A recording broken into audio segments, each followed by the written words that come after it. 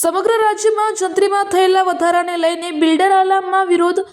ત્યારે મોટા શહેરોની સાથે સાથે નાના શહેરોમાં પણ બિલ્ડરો દ્વારા જિલ્લા કલેક્ટરને આપવામાં આવ્યા આવેદનપત્ર.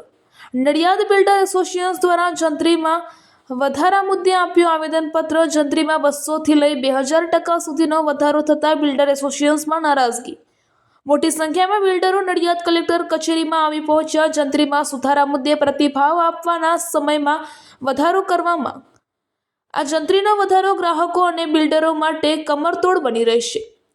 આજનું આવેદન શાના માટે આપવું પડ્યું છે, કોને આપ્યું છે અને કેટલા લોકો જોડાયા હતા? આજનું આવેદન કલેક્ટરશ્રીને આપવામાં આવ્યું છે અને 100 થી વધારે ડેવલપર મિત્રો, ખેડૂત મિત્રો અને બ્રોકર મિત્રો બધા જોડાયા છે. જંત્રીનો જે અસહ્ય વધારો થયો છે, કમરતોડ વધારો થયો છે, લગભગ જૂની જંત્રીથી 10 ગણો વધારો કરવામાં આવ્યો છે. એના વિરોધમાં અમે આવેદનપત્ર આપ્યું છે.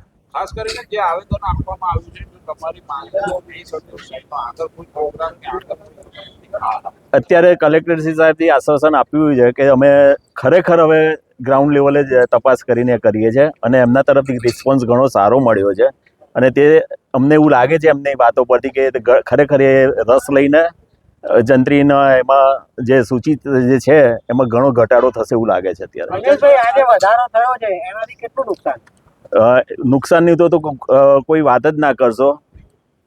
નુકસાન એટલે કેવી વસ્તુ થાય, અત્યારે જે વધારો થયો છે, કોઈ બી ખેડૂત મિત્ર કે કોઈ ડેવલપર કે કોઈ બી માણસો અત્યારે જમીન વેચે આ ભાવે તો એની પાસે બધા આવેલા પૈસા ટેક્સમાં જ જતા રહે, એની પાસે કશું બચે જ નહીં. નટપુર ન્યૂઝ સખત અને સતત આપની સેવામાં.